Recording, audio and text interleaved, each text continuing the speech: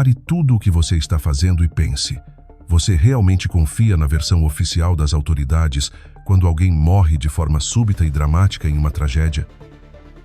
Hoje, vamos analisar o que aconteceu com Juliana Marins, jovem brasileira de apenas 26 anos, que despencou em uma trilha no Monte Rinjani, uma das regiões mais perigosas da Indonésia, e teve sua história contada de uma forma que não fecha. Segundo o governo local, Juliana escorregou, caiu cerca de 300 a 600 metros por um penhasco íngreme e morreu instantaneamente, de acordo com um laudo oficial que afirma traumatismo craniano grave, morte imediata.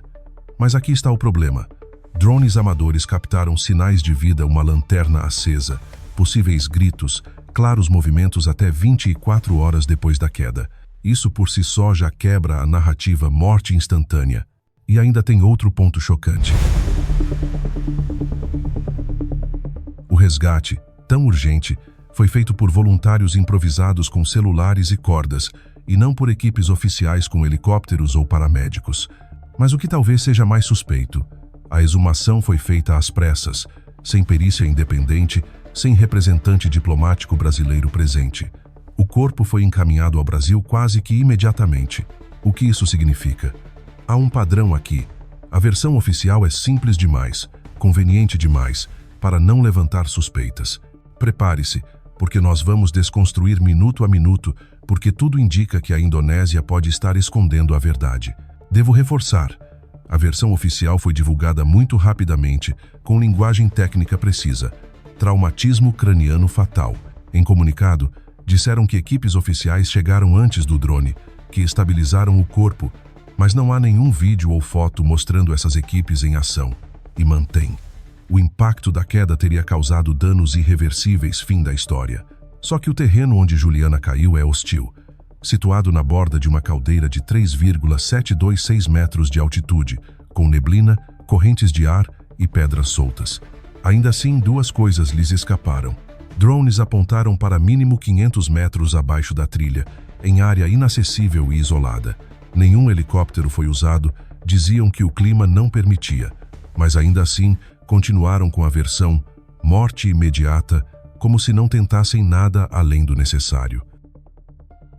Logo após a queda, e aí que as coisas começam a ficar realmente estranhas, voluntários e turistas presentes subiram drones amadores para mapear o local do acidente. O que encontraram?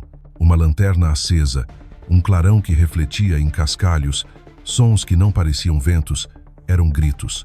Um dos pilotos grava por quase 4 minutos a figura de alguém sentada em uma área remota, aparentemente movendo um braço para o alto, como se estivesse pedindo socorro. Agora, aqui está o ponto que desmonta a narrativa oficial. Essa filmagem foi gravada cerca de 24 horas após o acidente. Se ela havia morrido no impacto, o que fazia viva e em movimento horas depois? As autoridades, porém, mantiveram a história. Morte instantânea. E nada sobre resgate ou socorro naquele período. A omissão é gritante. É como se tentassem apagar essa evidência com silêncio. Hoje trazemos essa imagem de volta, para que você mesmo veja, reflita e se pergunte, por que ninguém fala sobre esse vídeo? Conecte-se. Drones avistaram movimentos. Relatórios oficiais ignoram. A narrativa insiste na morte instantânea, sem explicar a lanterna acesa, sem mostrar análise do vídeo. Por quê? O que tentam esconder? Avançando para o momento do resgate, repare, não havia resgates oficiais, não havia helicópteros, bombeiros, apenas voluntários com mochilas, lanternas, fio e coragem. Os vídeos mostram um deles chorando. Ela estava viva, podíamos ter salvado. Pensa comigo. Ele diz que ouviu batimentos, viu respiração. Ele chorou porque sentiu que falhou. E onde estava a Indonésia oficial durante isso tudo? Por que dezenas de horas se passaram sem contato? As razões divulgadas. Clima perigoso. Não era possível enviar helicópteros por ventos, friagem. Mas se era tão complicado, por que permitiram que um grupo amador descesse até lá? Aparece óbvio.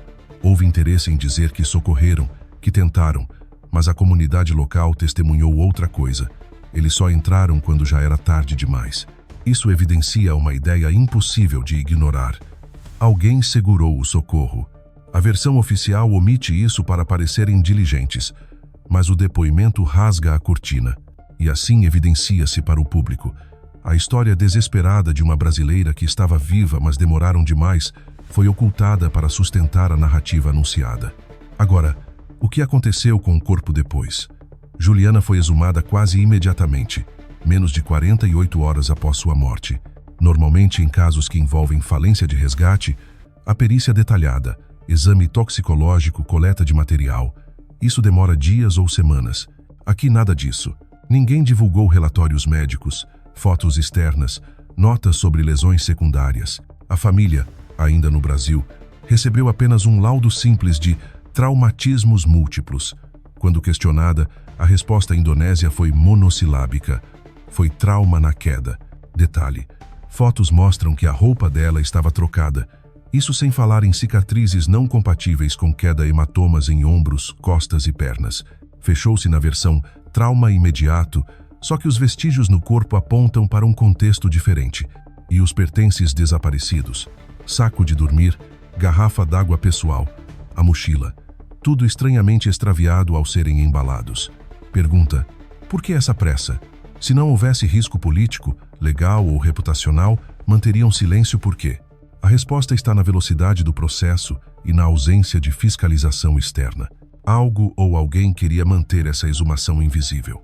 Aqui mais perguntas cruciais que precisam ser feitas. Se Juliana estava viva 24 horas depois, por que não utilizar um helicóptero para salvá-la? Se ouviram sinais de vida, por que autoridades aguardaram a ação de voluntários? Se ela estava viva, por que embalsamaram o corpo tão rápido? Onde estão as provas? Onde estão as fotos, vídeos, mochila, lanterna original? Quem se beneficiou com um desfecho rápido, fácil e sem sobressalto? Cada pergunta levanta uma suspeita, e nenhuma delas recebeu respostas claras nem da Indonésia nem do Brasil. A ausência de transparência é a porta de entrada para a suposição de que pode haver encobrimento e, potencialmente, interesses ocultos. Juntando todas as peças, drones mostraram vida 24 horas depois, ignorado pelas autoridades. Socorro improvisado por voluntários documentado, mas não noticiado. Exumação acelerada sem perícia externa foi rápido demais. Autópsia parcial, sem transparência, nada anexado. Silêncio diplomático e reabertura da trilha como se nada tivesse acontecido. Isso nos leva a questões incômodas. Foi negligência pura? Foi omissão proposital? Foi encobrimento cínico para proteger interesses ambientais, turísticos ou até diplomáticos? E não podemos deixar de levantar: se alguém se beneficiou, seja em reputação, economia ou estabilidade política, alguém também pagou um preço: a jovem sonhadora Juliana. Isso, meu amigo, precisa ser investigado a fundo. Diante de tudo isso, a pergunta que fica: você acredita na versão oficial? Ou vai dar crédito a uma investigação que ignorou evidências, voluntários emocionados e mudou protocolos para fechar o caso rapidamente? Agora é com você. Escreva nos comentários o que realmente ocorreu: negligência estatal, manipulação, omissão diplomática ou o quê?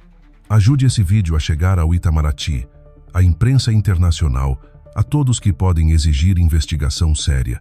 Curta, compartilhe, marque autoridades e torne essa história impossível de esquecer. A verdade por Juliana Marins precisa vir à tona. Justiça por Juliana. Queremos a verdade.